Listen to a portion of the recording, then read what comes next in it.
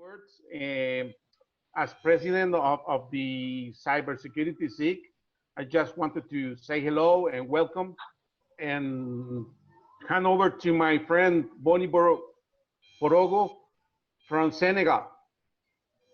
So, Bonnie, the floor is yours. Okay, thank you, Oscar, and welcome to everyone from wherever you are. Today, we have a great topic to discuss, which is cybersecurity in the post-COVID era. And some will argue, why would cybersecurity changes?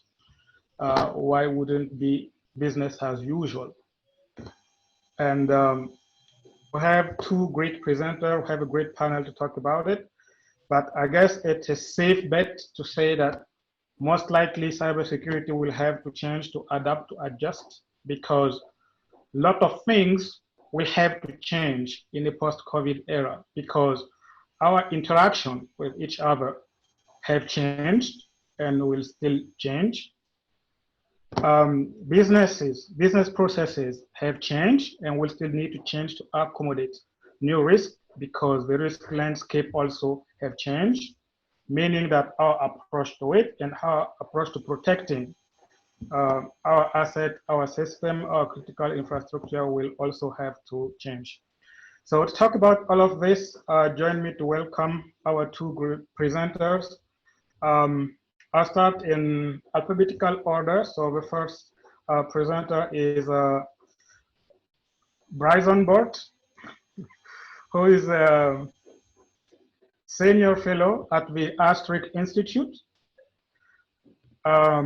Bryson is also an advisor to the Army Cyber Institute. He is the founder of a startup building next generation attack simulator. He is founder of GRAIM, which is a boutique for cybersecurity consultancy. And he is also a co-founder of a nonprofit advancing awareness in industrial control system security. And prior to that, he was an Army captain who was in charge of leading an elite offensive capability development group. So welcome to Mr. Bryson. So the second is Paul Rosenzweig. Paul is a resident senior fellow at the ISOC Institute as well. He mostly works on legal and policy issues related to cybersecurity and national security. In addition to his work at the ISOC Institute, Paul is manager of a consultancy company called the Red Branch Consulting. He teaches at the George Washington University Law School, and he is also an author. And prior to that, he was a Deputy Assistant Secretary for Policy at the US Department of Homeland Security.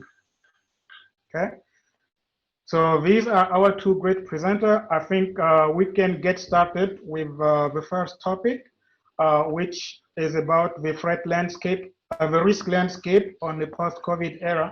And I believe that will be presented by Bryson. Okay, so the first point is that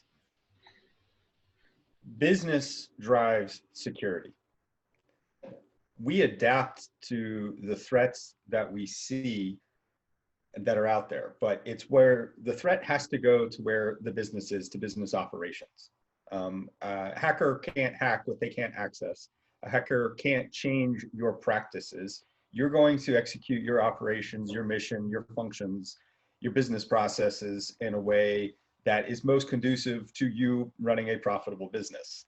And the key is, how do we do that with the assurance that things will work and things will be protected, our customers will be protected from the threat, so not vice versa. And so when we talk about the post-COVID environment, as you discussed in your introduction, business is going to look different. We are going to have more remote, we are going to have more work from home, We are going to have different distributed processes that we haven't had before. And so it's not that the threat is going to change, but the threat is going to adapt to that style.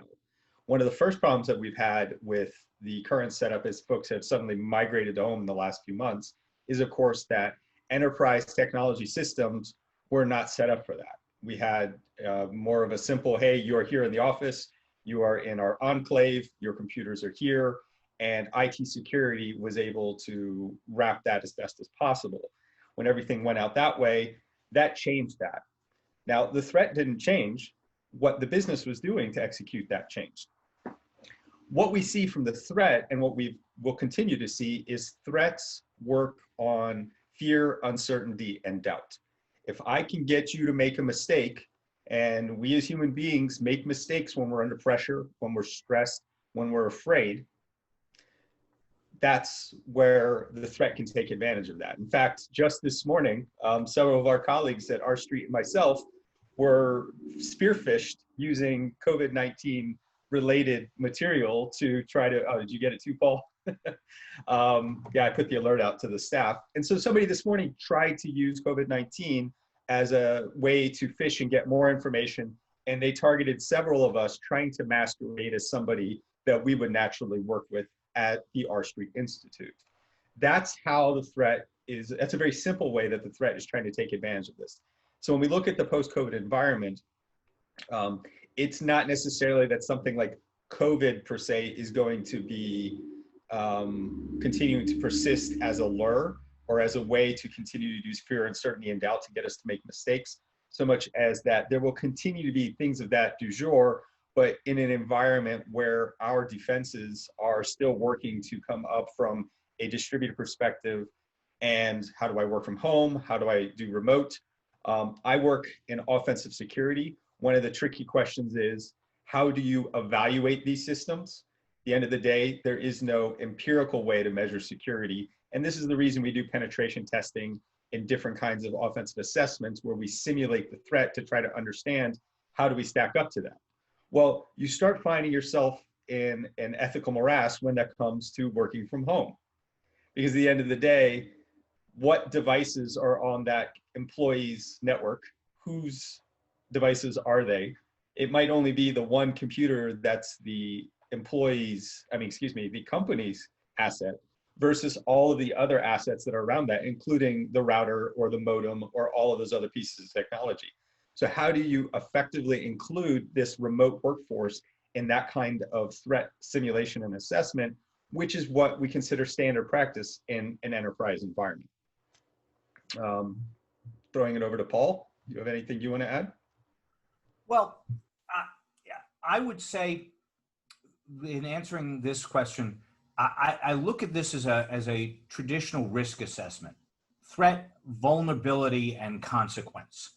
And the principal post-COVID change has happened on the vulnerability side, which is to say that all of a sudden, the security that for many enterprises was the responsibility of a dedicated team who had their successes and failures, but had that as their principal objective. That security has now been effectively offloaded to work at home individuals who are not traditionally that well educated in the subject and traditionally haven't had to spend that much time at it. The problems that Zoom had, for example, in the initial run-up are a really pretty good example of how the risk changed, not because the threat changed, but because the vulnerability changed. Zoom initially, back in January of this year, just 6 months ago, was mostly configured for use in larger enterprises with dedicated IT professionals. It therefore had lots of optional switches for things like passcodes and waiting rooms that were positive security features that the IT professionals could enable or disable at will, depending upon the nature of the meeting that was going to be happening and the types of people who were going to be calling in, altogether too many older executives might feel disaffected by some of these security measures. All of a sudden, Zoom became almost overnight a default mechanism for communication that was ported out to people like school teachers in the New York City public schools, none of whom had any training on how to enable or disable existing security measures, none of whom had any real security awareness. They were there to teach their students. And of course, we got for the first month of the pandemic crisis, Zoom bombing as a thing with malicious actors dropping in and disrupting schools with racist or anti-Semitic comments, or just Rick-rolling people with memes. It was but that's been fixed because we've managed to massage the vulnerability settings in our connection mechanism. But by and large, the problem here stemmed as much from the fact that we were focusing on a new actor set, a new vulnerability set, you and me, at home, instead of all of us working at the R Street Institute with a dedicated IT professional, a woman named Kristen, whose job it was to manage the system. And so that has massaged the threat stream as well in a way that is a little different than the COVID phishing pieces. Bryson, back to you. Yeah, and so let's also now take into account that the largest surface area in any organization is people, right? This is part of why the fear works well, right? I can get you to do something because I'm getting people to do something. Computers always just do what they're told to do. That's the beauty of computers. It doesn't do something other than what it's told. People, on the other hand, can do just about anything. And we all have stories of having seen folks do all sorts of things that are astonishing. But one of the starting challenges then, okay, so we're working from home. We have an increasingly remote workforce. Starting with one, what is their knowledge set, their technical knowledge set with being able to use the technologies to protect them? So virtual private networking, of course, is the most common access method where I will tunnel through the internet. So the way we simplify everything in the military is there are three colors to look at everything. Blue, the good guys, red, the bad guys, gray is the in-between space. And so how do I get from blue to gray back to blue is what virtual private networks do. This is my way to tunnel through that gray and establishing a safe connection into enterprise assets to be able to do my job. Are our employees properly trained to use those things? The second problem, we know this. I'm sure if I were to ask everybody here who has kids or who has something that is distracting them from home versus what they're dealing with at the workplace, we have a different mentality in our house than we do when we are working in the office. We just do. And so it's hard sometimes, particularly when you have the kids, the husband, the wife, the dog, the cat, all of these things like constantly shifting our time. We tend to put down our guard. We tend to not think of ourselves as like, I am doing this thing right now for work, and we're just not as security conscious. Well, being less security conscious, of course, also makes us more vulnerable. That ties to mixed asset use. What if, how easy do I get to get comfortable with using my work computer to do personal things, and vice versa?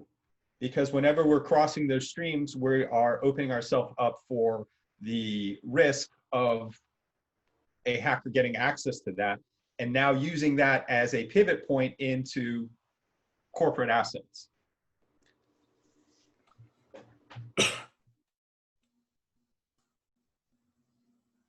Okay, Bonnie, did you want to move on to the next subject?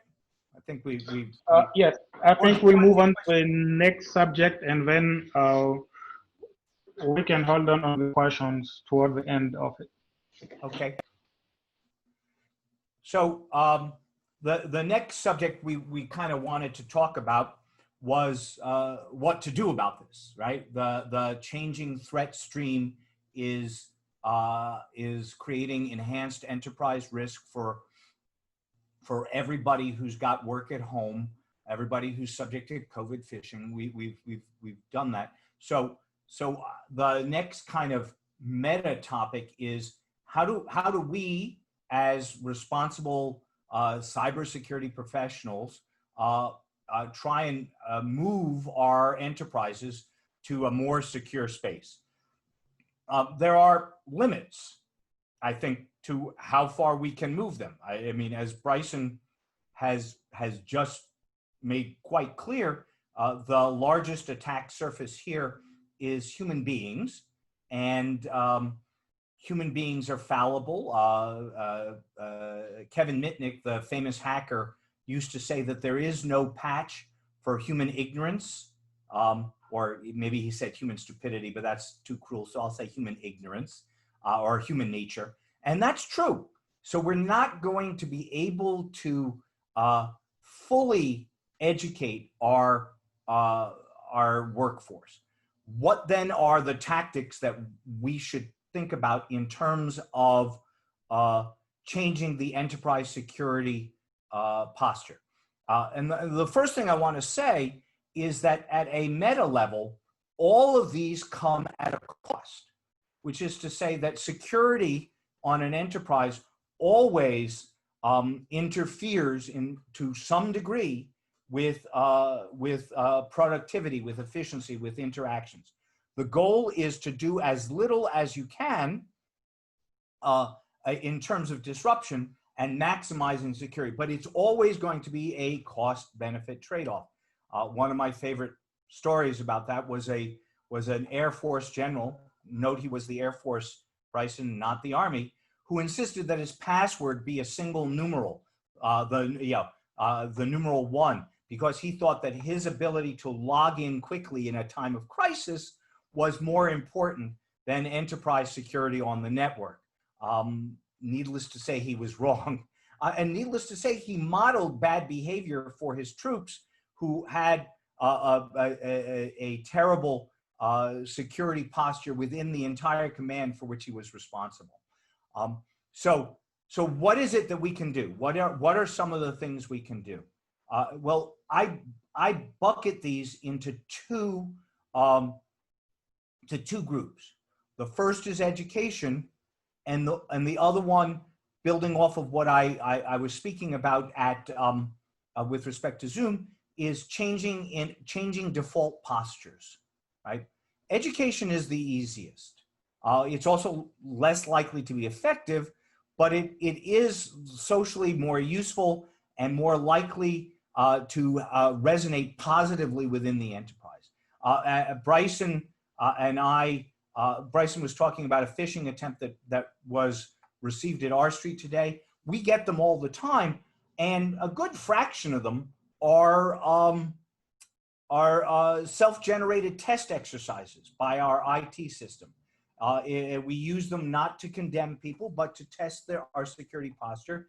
And people who fall for them are subject to gentle reminders, perhaps a little mandatory education, perhaps a little social, not shaming, but a social nudging to get with the program. So that kind of education is always useful. And we have periodic refreshers on the network that help us remind ourselves about security. If you aren't running a testing program of that sort, or at least an education program of that sort, you should consider seriously implementing one, because that's of great value. The other bucket is mandatory default settings that are useful in kind of driving behavior in ways that don't afford staff the opportunity to go wrong too readily. For example, I noticed that when we all logged into this Zoom, the waiting room was enabled so that you had to get permission to join in. That's now the default setting in Zoom. It can still be disabled, but it is now the default setting, as is a passcode requirement that has apparently had the successful success here. I don't know the group that well, but it looks like there's nobody who shouldn't be here on this call. Other things that an enterprise can deploy that are useful include, for example, two-factor authentication for access to the system. Our street likewise is moving in that direction, and will probably, it takes a while to deploy, and it takes a fair amount of education to get your staff comfortable with it, especially larger staffs that might trend older in their age bracket and thus less aware of security systems generally. Very useful opportunity. Another thing that I highly recommend to you is DMARC. And I'm going to butcher what the acronym for, but it's Digital Management and Access Registration Control. I may have that wrong, but it's called DMARC. You can get it for free from like the Global Cyber Alliance. It's a significant deployment that significantly reduces spam and phishing on your networks without too much interference and without a lot of false positives that keep out legitimate email. It's readily tunable. So if you find yourself getting too many false positives and are excluding too much email, you can tune it downwards. But it operates behind the scenes. It doesn't require much education for your staff, and it's very effective at reducing phishing attacks. You know, somewhere I've seen studies on the order of 60 to 70%, and that's a lot of hay off of the haystack, especially in an enterprise where, as we've said before, we're trending towards lots of users who are not that security sensitive, not that security educated. Those are some of my ideas on best ways to protect yourself. Bryson. I want to emphasize something that Paul said in a slightly different way. Security that gets in the way gets ignored. Users are the best hackers that you will ever find anywhere because they're trying to do their jobs, and anything that you put in the way that is inconvenient, that is irritating, they will find a way to get around it and not do it. So adding to some of the things that Paul said, some other things that you can do is you can set up demilitarized zones, DMZs, or where when the remote workforce is logging in, where they are logging into is actually going to be a quarantined zone with minimal access and information. So we are ensuring that that kind of remote piece is limited in what it can do, and then you would have to then do additional authentication to be able to move into things that are more sensitive. That ties into also setting up roles-based access control, where those kinds of users are only able to access the things that they need specifically into that, and maybe they don't even have access to anything else than what is in the DMZ. That is a significant reduction in your surface area. For the home network, for the last several years, I've been giving various talks about home security, primarily driven by the proliferation of IoT. So consumer devices, of course, are very challenging from a security perspective. They have default security that is easy to guess. This is what caused the Mariah attacks. They are slow and difficult to patch. I would bet if I asked the question to the crowd, how many IoT devices do you actually have in your home? I would bet none of you would be able to give an honest answer. Most of us don't even really pay much attention to it other than once we bought it and set it up, and let alone how often we do in fact patch them when they are available and how difficult it is to patch. And so the recommendation that I would give here is that we should have users create some level of segregation on their home network. And that can be very simply done through the VLANs on the home router. Pretty much all modern routers have the ability to create a segmented VLAN. And so we can have our consumer devices and we can have a set VLAN just for our work assets. Does that solve the problem? No, but does it create an additional barrier for somebody to do something? Yes, which is why I recommend it. Back on the enterprise side, behavioral analysis and logging. So all users have a natural way of operating. We work during certain hours. We typically access certain things. We do certain things repetitively. And so increasing the logging for looking at those remote sessions tied to specific users is a great way to quickly detect anomalous activity when it's happening. The other thing I would offer here is, okay, so Paul talked about education. Education has middling returns because for the most part, people look at it as a checklist assignment. This is my annual training. I have to now be aware of security. Lots of training can be pretty boring. So what can we do to provide specific protections beyond that where we're helping the users on the back end? First thing, of course, is context. Not all users are created equal. Jane, if she clicks on a fish, nothing happens. Jane's not important. Jane doesn't have access to things. The controls around Jane work for whatever those might be. Jose, on the other hand, if he clicks on something, we can lose all of our customer financial data. Being able to understand that difference of who's important, what they should have access to, and what additional protections we can put around the users that matter, allow us to prioritize our security posture and assets for the biggest thing. Paul mentioned two-factor authentication, also known as multi-factor authentication. And there have been criticisms around multi-factor authentication for that relies on text-based authentication because that's something that can be intercepted. So the first thing I would point out is something like that is still better than where you stood. The real challenge with saying, hey, let's go to multi-factor authentication is that that's going to create a significant initial administrative burden and challenge on your organization to implement. Absolutely worth it, but let's not just wave our hands that that's an easy thing to do. You're going to find typically about a 1 to 3% incident rate with the initial adoption. So what that means is users that get confused, users that are locked out, users that are blocked from trying to do the functions that they're trying to do.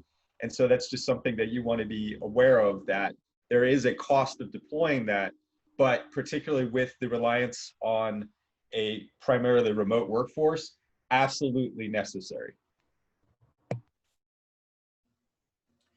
So one thing that Bryson just mentioned, which kind of sort of segues to another topic that's worth thinking about, is the difficulty that cybersecurity professionals have in articulating the benefits from enhanced security as against the costs.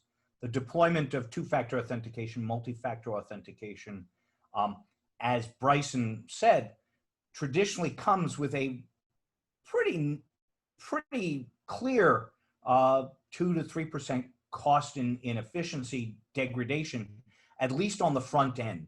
And that obviously diminishes over time as your enterprise becomes more familiar with how it is implemented. And then you have some difficulty with onboarding new people once in a while, but that's a one-on-one or experience, not a one-to-many experience. That cost is very real, and managers of a company can see it very clearly.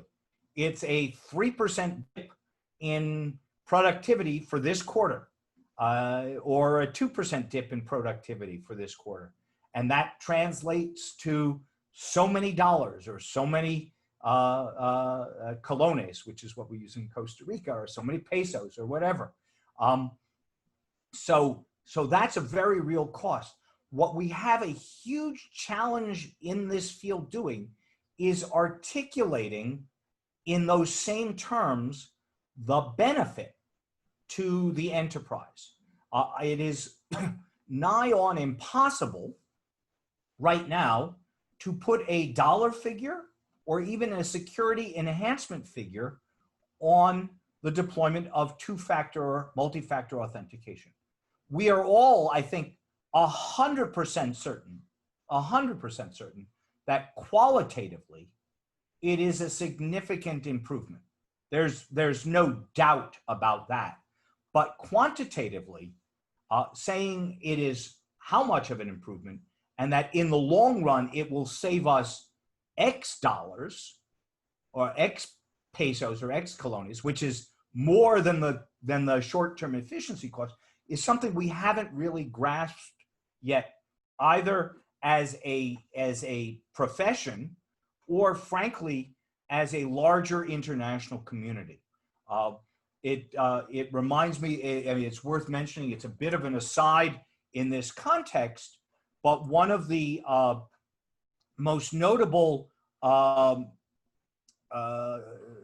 recommendations that has recently been made to the United States Congress by something called the Cybersecurity Silurian Commission is the establishment of a cyber statistics agency within the US government that would be tasked with first developing better metrics for how to count and measure cybersecurity, and then second, with beginning a program for collecting them, so that at some point we would be able to measure and count cybersecurity in much the same way that today we can count gross domestic product of a nation or the unemployment rate of a nation. And so we know fairly well the costs of the pandemic in terms of unemployment in a country, for example. We can't even begin that enterprise now. And what the United States has suggested doing at a national level is also something that organizations like ISOC should give some serious consideration to as long-term priorities at a multinational or at an international level. Because even more than developing a single metric within the United States would be the value of having an agreed upon set of international metrics at the kind of ISO, International Standards Organization level. That's very ambitious. That's kind of way down the line in the future.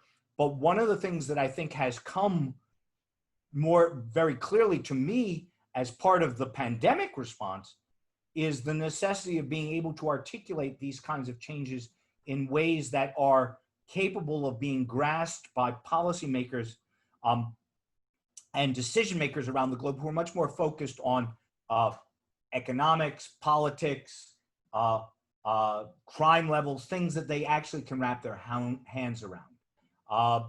That's a bit of an aside, but it was prompted by what Bryson said. Bryson? I was just thinking that was also a segue to call out your Lawfare article on cyber risk, as well as the webinar that you and I did just a few weeks ago on cyber risk, and as well as setting up that you and I are going to be doing some more work and publishing some more things, advancing that discussion on risk management. Why don't you tell them about your theory about how to manage risk, because it does have enterprise specific applications if people can do some implementation, and it's worth talking about. This is speculative, but you're getting advanced look at Bryson Bort, the future. I think I might shave by then. This is my COVID beard, my quarantine beard going on here. So a project, an idea that I've been working on for a few years, it has been our challenge of security risk measurement and management. Because the challenge that we have is that we have no way to objectively measure security. I mean, we all know this. At the end of the day, we as an industry are constantly in a mode of autopsy. We figure out what went wrong yesterday and we fix it to get to tomorrow. And then we keep getting surprised again and again as the threat continues to move to where we're not. And the reason for that is that the entire attack chain of what a hack is in an infinite space, which is why you can't measure it, right? In infinity, any attempt to establish some static point of reference continues to change. And so I started to think, well, where could we flip that dynamic? There must be some place that we can bound that is consistent. And where I hypothesize that that exists is in the post-attack space. Once an attacker has gained access to our enterprise, they are limited across two axes: communications and capabilities. Communications, the attacker doesn't get to choose how they communicate. You, the enterprise, you, the defender, dictates how they can communicate. When I was talking earlier about how pattern of life of how users will be doing their functions, and there's a real consistency to that, it's the same kind of thing with those communications. Communications that are available are limited to the number of protocols that are used in that environment and how they're used. Well, there's only so many ways that computers talk. There's only so many ways that any of our companies actually implement those. And that's it. It's finite and it doesn't really move. So there's a finite number of ways to talk. The other way I like to describe this is the one place that an attacker can't fool you is whenever they have to go to the wire. I can't break the laws of physics as an attacker. I go down to ones and zeros, layer one bits, like everybody else. It's just a question of whether or not you can determine that my bits are doing something they're not supposed to versus the bits that are doing legitimate traffic. The second axis is around capabilities. What do attackers do to accomplish their goals? And the reality is they do the same things over and over again. Now, there might be a number of ways to do some of those things, but looking at it from a behavioral perspective, what I'm doing to what I'm trying to accomplish is always the same. And so if I can only talk this many ways, and I can only do this many things, and I have a nice little box that can actually be used to measure all the potential activity of an attacker across a post-access environment in your network. And so that's something that I've been working on for a while and am still trying to get there.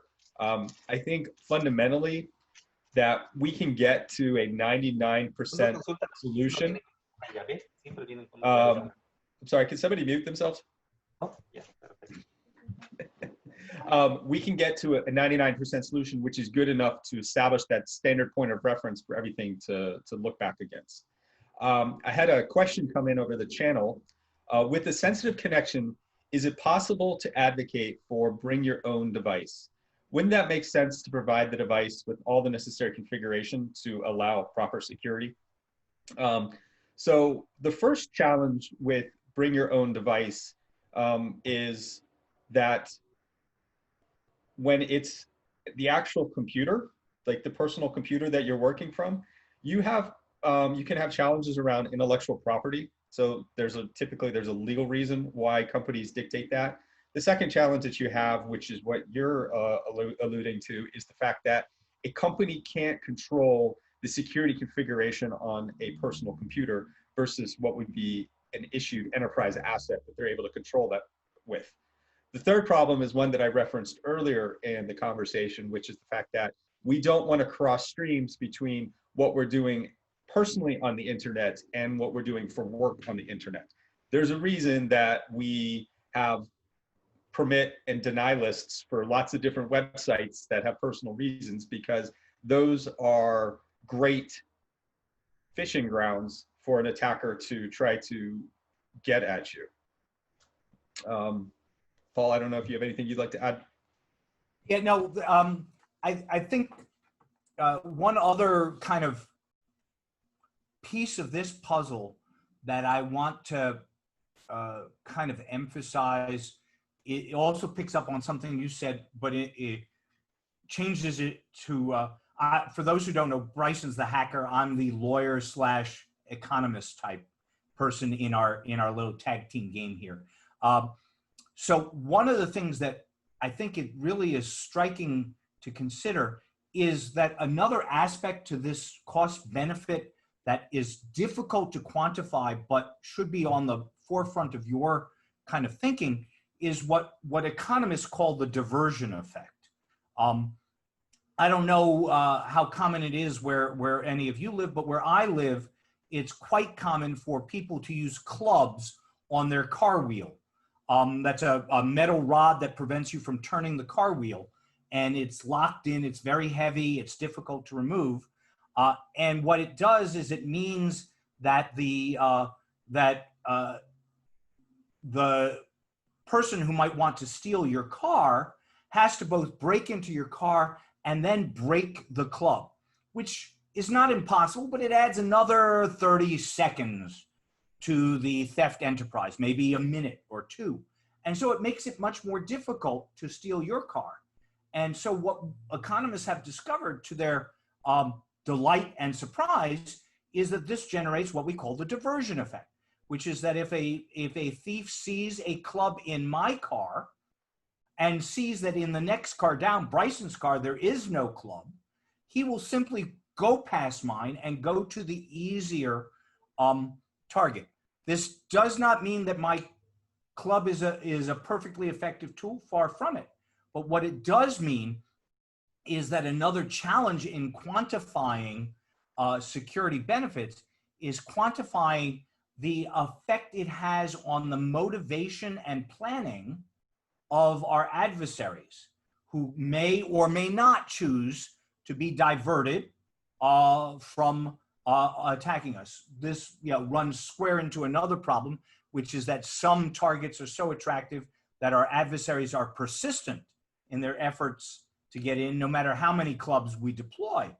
But if you're a average enterprise with an average amount of confidential information, whether it's credit cards or personal information of average utility to the average adversary, and you have a higher level of security than the guy right next door to you who has a roughly equivalent value to the adversary, to the hacker, you might very well gain some benefit in diversion. So I see that we're starting to get some questions in. As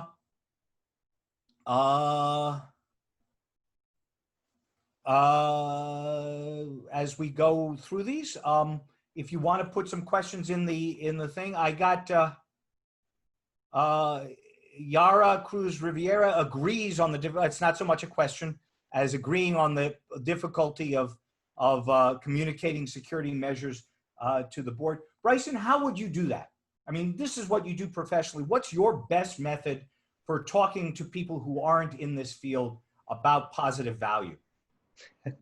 That's what it means to be the hacker. Is I just know how to get money from business. Yes, you know how to seduce them into giving you cash. So the first thing I would say is, in all of my years of doing this, there are two kinds of companies. There are companies where the leadership gets this and supports it, and there are companies where the leadership doesn't. And that is the fundamental difference. No amount of technology or technical talent can overcome that challenge of leadership from the top of what's a priority and how they enforce that through all of the myriad ways that business happens. The other thing I'd like to point out, the challenge that we have is what I call the immutable relationships of money.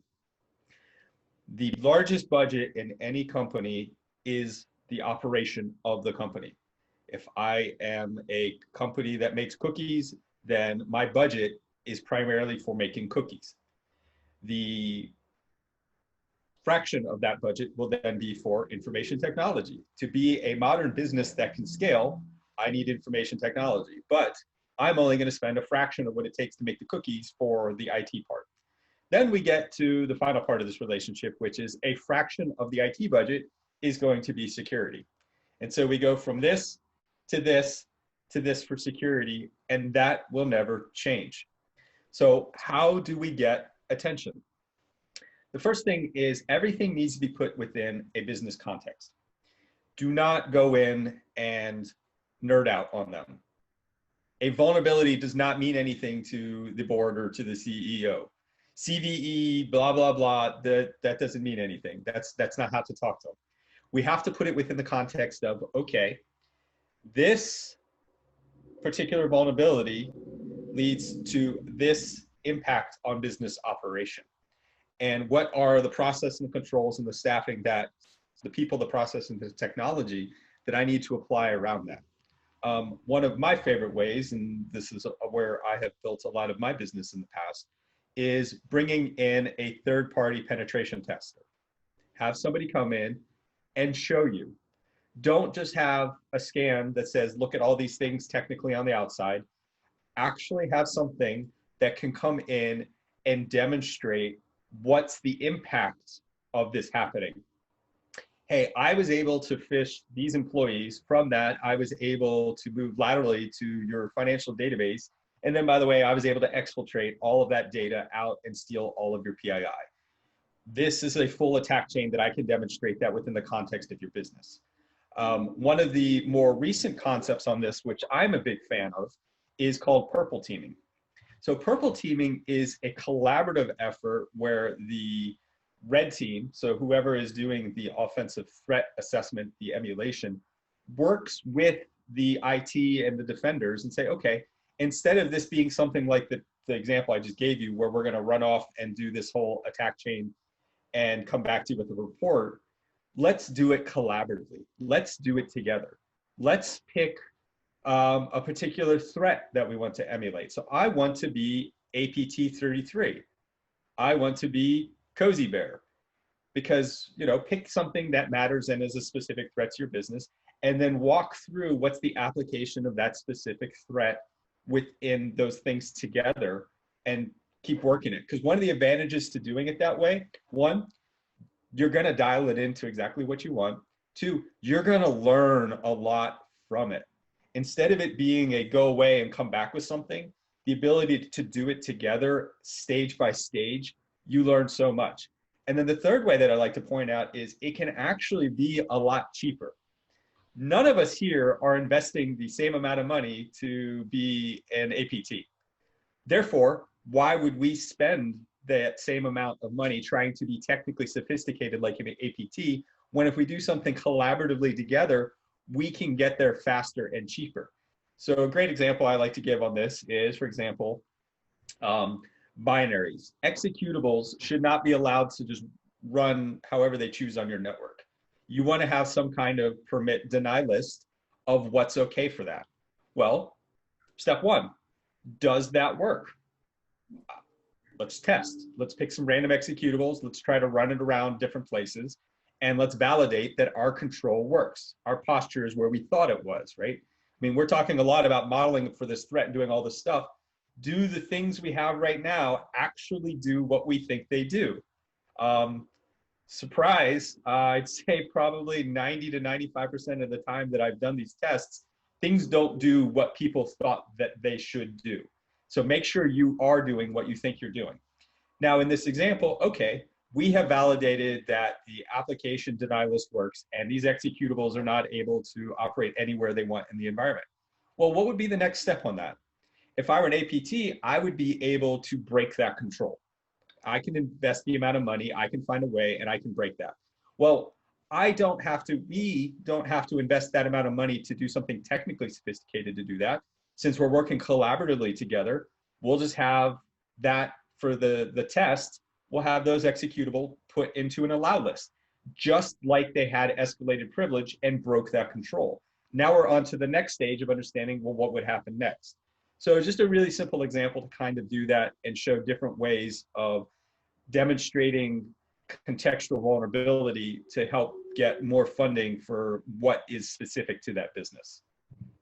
So before we move on to the next question, I'll come at it from the exact opposite direction, which is that I authored a paper that's published on a blog called the Lawfare blog in the US about how cyber insecurity can be demonstrated to have a direct effect on market valuation.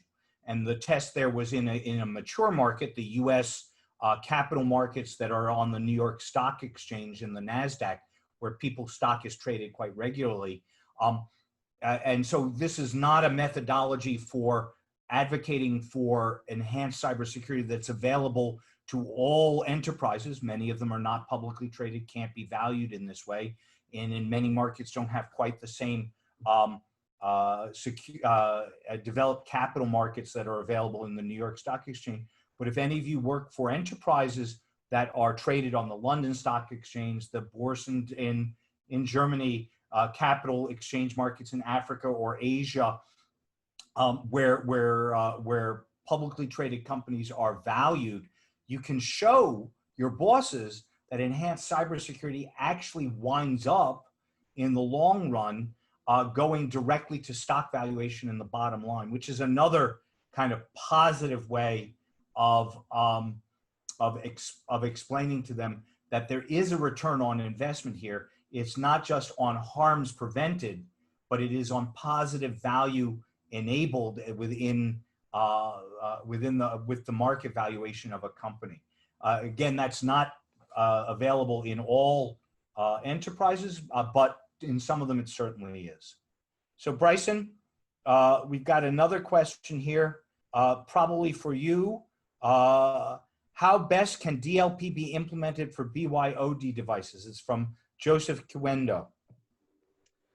So DLP is data loss prevention. So we're going, how do we identify data that's out? So the first thing is DLP does not need to be implemented on a host, on a device. A lot of companies will employ DLP services where when the information has leaked and is found on forums, the dark web, different places for sale, they're able to identify and trace that back. Some of the other technologies are the fact that we can embed beacons. I have not seen this to be that successful, but it is an option. And then the third is what I recommended earlier about the fact that treat the BYOD device like a thin client. And when we VPN to that DMZ, have it be them VPNing a session into a computer that the enterprise owns, and all of the work and the data resides only on that enterprise asset. And they're just basically interfacing with it from the BYOD device. And therefore, none of the data is ever resident on the BYOD device. Okay, I hope that kind of answers your question, Joseph. I have another question here from Jose Anibal Silva de Los Angeles. I hope I've done that right. And he asked about convincing cyber senior management about the importance of investing in cyber. I think we've done that one. But another one is to expand on the DMARC topic. And so I thought I'd take a swing at that. DMARC stands for Domain-Based Message Authentication Reporting and Conformance. It's an email authentication policy program and reporting protocol that allows you to validate the domains from which an email might be sent to you. So for example, if you have validated a domain such as example.com, and the owners or operators of that domain have used it to protect their domain, that means that emails from example.com will be identified by DMARC as coming from a valid domain name system. Of course, it's only as good as the validation is propagated. So if we have another domain, call it not example number 2.com, that one isn't protected. Likewise, example.net wouldn't be protected. So phishing attacks from example.net and example2.com would still not be blocked. But if you deploy DMARC, it's really a pretty simple deployment that essentially sits as an on-top layer before delivery, in between receipt from an outside enterprise and delivery to your internal customer. It's a very useful kind of deployment. There's many of them that can you type the name? I'm sorry. Okay, let me grab a copy of the name and I'll drop it in. But that's basically the way that DMARC works. Do you want to say more about that, Bryson? No, I mean, honestly, you covered that. Okay. So, and I've just put the name in there. I will also drop into the chat a a place you can pick it up for free as well. Are there other questions? I mean, we can keep talking for forever. Bryson and I are more than able to. Well, actually, so I will add, just providing a little more granularity, is there are different levels of DMARC implementation. Just worth noting that it controls how the emails are handled. So you can have everything that you think is spam automatically go to spam and you never see it. You can have things be quarantined. So there are different levels that you can put that in place, but it is an incredibly powerful defensive tool, and it is not difficult to implement, and it cuts down on phishing extensively. I just dropped into the chat a link to the globalcyberalliance.org, which is a nonprofit whose main goal is to propagate useful free tools.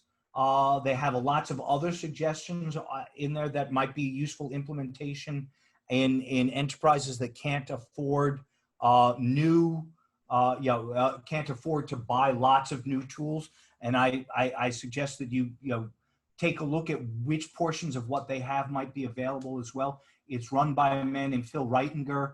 Phil used to be the head of cyber security operations at the Department of Homeland Security in the United States. So he was basically responsible for the government's assistance to the private sector for all kind of cybersecurity implementation, and that ran the gamut from largest industrial control system operators in the electric grid all the way down to private sector small banks and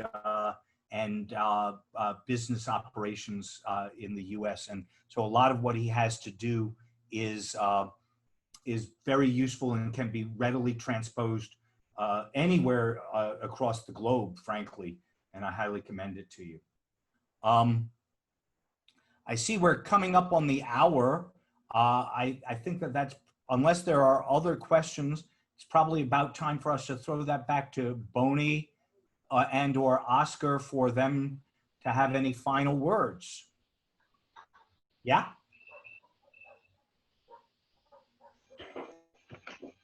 Okay, thank you for a great discussion. I think you talked about the increased risk in post-COVID era from cybersecurity perspective. And I guess the main idea here was that the risk has increased, not because the threat have changed, but because the vulnerability have changed. The attack surface have increased because we pushed a lot back to the end user working remotely. For mitigation, I think there are a lot of mitigation ideas that was floated around. I don't think none of them are really new. We spent a lot of time around education, and if I actually may, I want to give you back the floor. If each of you can kind of come up with like your top 2 advice on what to do to improve the security for corporate perspective and also for end user perspective, because we have provided a lot of advice for education, network segregation, setting up DMZ and GEM servers and space, role-based ACLs, behavioral analysis, DMARC, you name it. But can you, each of you, pick your top 2 or your top 1 advice for corporate, and also 1 or 2 for the individual users? Wow, top 1. For corporate, I would stress developing a good workforce education program that helps your end users understand what the risks are. For the end users themselves, since I probably can't say take the education program, that's sort of cheating. I would say as an end user, the biggest thing that I can do is probably multi-factor authentication. Once I get it right, it's a really good help. Bryson? So I would say creating the DMZ and the corporate network, which restricts what you can do. So no matter how much anything gets screwed up, at least you have limited the potential exposure. On the user side, I would do the VLAN segregation that I mentioned. That transcends BYOD and includes all of your consumer devices that are internet connected. Okay, thank you. Oscar? Thank you, Bonnie and Paul and Bryson. I don't have anything to add. I just wanted to thank you. And of course, thank for connecting today. And if you have anything else, we can finish the webinar. We have nothing else. I think both Bryson and I would welcome anybody getting in touch with us about other questions or things they might have. And I wanted to thank you, Oscar, for the opportunity. R Street is traditionally a kind of an American-centric think tank. And one of the things that we have come to learn, especially about the cybersecurity threat, is that there are no real borders. It's global in nature. And so Bryson and I are really grateful to you for giving us an opportunity to start taking some of what we want to talk about onto an international stage through ISOC. It was really quite useful, and we appreciate the chance to be here. Okay, you're welcome. Thank you. So again, thank you so much. And I think that we have no further questions. So thank you. Thank you for joining us. Adios. Okay, ciao, bye-bye. Hasta pronto. Ciao. Adios. Ciao.